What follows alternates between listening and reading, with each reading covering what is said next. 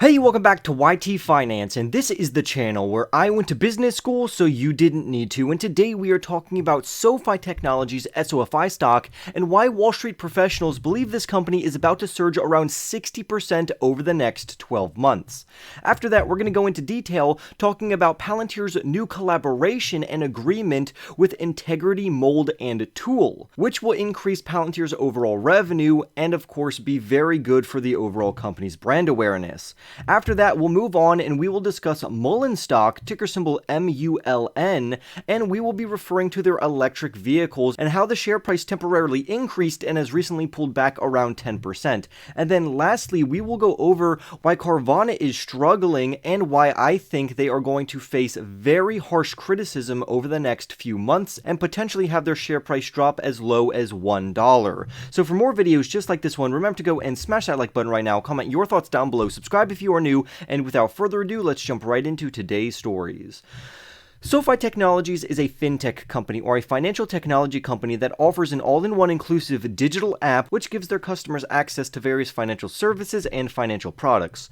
Right now, the current share price is trading at $4.42, while professionals believe the company is undervalued right now because it should be trading anywhere between $5 on the low end or $10 on the high end.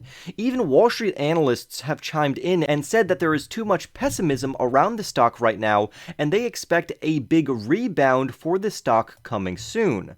The consensus price estimate for this particular company gives Sofi on average around 59.6% upside over the next year, according to their current closing price. So this means that this company could technically be viewed as undervalued over the next year, and eventually, when the macroeconomic economy starts to fare better, we could see this company have a huge rebound, but you're just going to have to be very patient. Now, that is not a reason to buy more of this stock if you are already overexposed more than a 5% allocation to this company. If you already have over a 5% exposure to this company, there's no need to take on any unnecessary risk by increasing your allocation over 5%. In the meantime, just hold this company and wait for it to eventually rebound according to experts. But again, always make sure to do your own research. Sofi essentially runs an all-banking platform which is completely digital. However, there is softening demand for their various products and services, so it's easily understandable why their overall business has decelerated as of late. But throughout 2023, we are still anticipated to see strong growth numbers in both their membership as well as their overall revenues. On top of that, Sofi stock right now currently trades at just 37 times their adjusted EBITDA estimate for 2022, which is somewhat expensive, but considering their growth rate, which is above a 30% CAGR, we can see this company becoming very well valued over the next 2 to 3 years. That's why holding this company is probably good, even while the current macroeconomic environment is not being friendly to many growth and technology stocks. Therefore, Sofi has a great chance to grow its overall valuation and provide market-beating returns over the long run. That would be over the next 5 to 10 years and even beyond. So if you're willing to hold this company for that long and you're not overexposed to it, the consensus rating on this company is to hold until they have a rebound, which could be over the next 1 to 2 years, depending on the overall macroeconomic economy and environment. The next stock we're going to talk about is Palantir, ticker symbol PLTR, which is a big data and analytics company that is a leading builder of operating systems, and they have clients both in the commercial space as well as the government space, and they've recently signed a collaboration agreement with Integrity Mold and Tool, which I will just refer to as Integrity. Integrity essentially is a global pioneer in the tool and mold industry, and they recently announced a partnership with Palantir Technologies, which is a multi-year, multi-million-dollar partnership that will help and allow Palantir to optimize Integrity's overall business in terms of their scheduling, engineering, their product designs, and their overall sales, and of course, their ability to make informed data-driven decisions, which is going to be very beneficial for Integrity's leadership. The Integrity founder and CEO even had to say this about Palantir, and he says, "Thanks to our talented and hardworking team, we had extracted all the potential out of our current system, but wanted a more advanced data platform to reach our full potential." He goes on to say, Palantir Foundry is aligned with our desire to act with speed to push the boundaries of what is possible and will help take Integrity to a new level, end quote.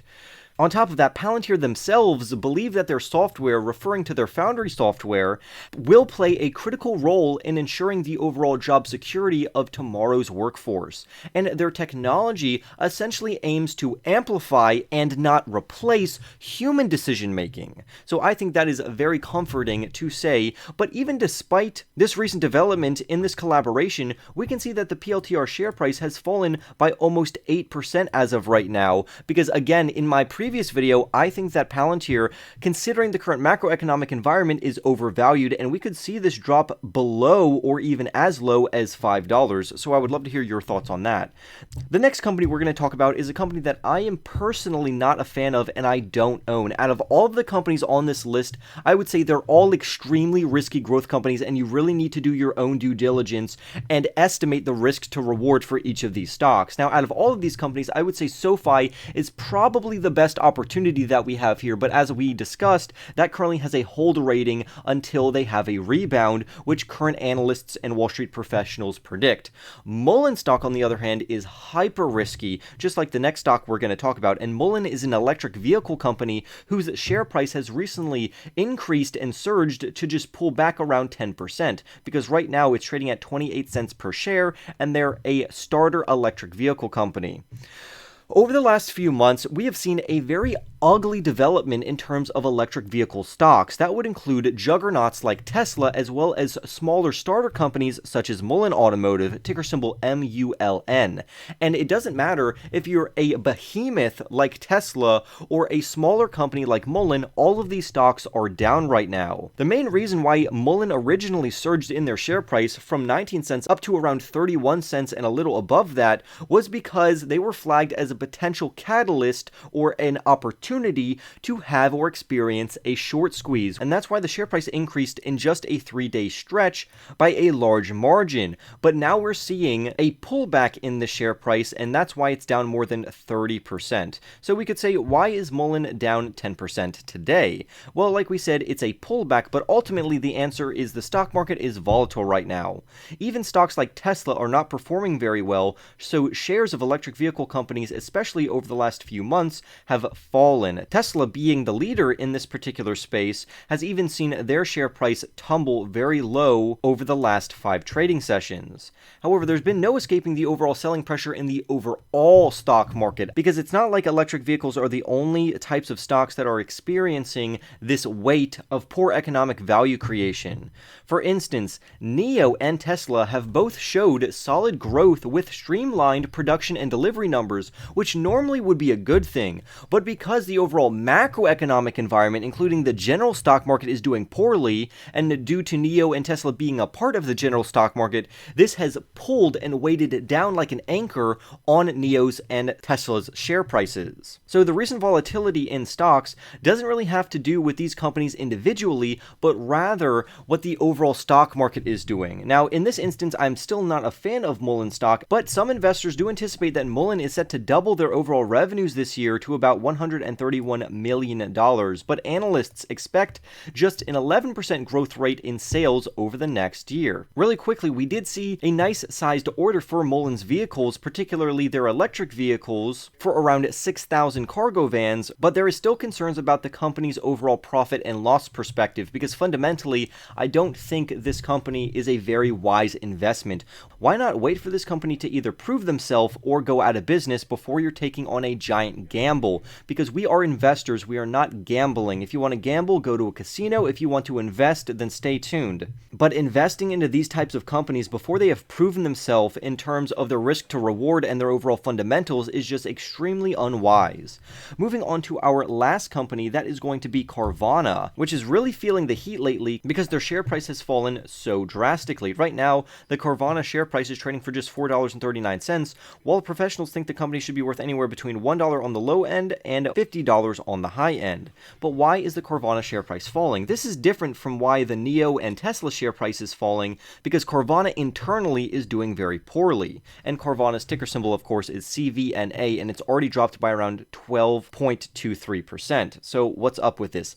Essentially, Carvana is burning their overall value, and investors are seeing right through this, and that's why we have seen shares absolutely plummet. And this is not just mainly due to the economy, but rather they did something at an inopportune time, and I'll get into just what that is. Essentially, Carvana, if you didn't know, they sell used vehicles, and right now consumers can't afford to pay their car loans anymore, and this would go for both used and new vehicles. Due to inflation, high energy costs, and rising interest rates, this has made consumers default on a plethora of different types of loans, including their auto loans. So essentially, Carvana is now floating the bill due to a multitude of defaults on their overall used cars that they sold. And if the macroeconomic environment gets worse in 2023, like many economists and analysts predict, we could see Carvana going as low or even lower than $1. Essentially, right now, Carvana is burning a boatload of money, and they are going to have to sell and liquidate their overall vehicles to pay their overall debts. According to TheFly.com, a Wedbush analyst finds it difficult to see how Carvana could survive due to its liquidity problems. In a research note to clients, Carvana operated an acquisition of an auto auction house that was very quote-unquote ill-timed. So essentially, they took on too much debt, they made an acquisition that they thought was good, and then the economy took a turn for the worse, and now Carvana's resources are drying up to where they're going to have to sell a lot of their used cars, thus flooding the market, which means that used cars in the used cars market will go down in price. However, Carvana is going to be floating the bill for that because they're going to have to sell these vehicles for pennies on the dollar because they have to pay who they are indebted to. So this is looking very bad for Carvana. I think the share price is going to absolutely plummet. But on the bright side, used cars could actually lower in price due to Carvana injecting more supply into the used cars market, which is going to lower their overall price according to macroeconomics. So I would love to hear your thoughts on Sofi Technologies, Palantir Technologies, MULN Automotive, as well as Carvana. Remember to go and smash that like button right now for more videos just like this one. Subscribe if you are new, and I will see you in the next YT video.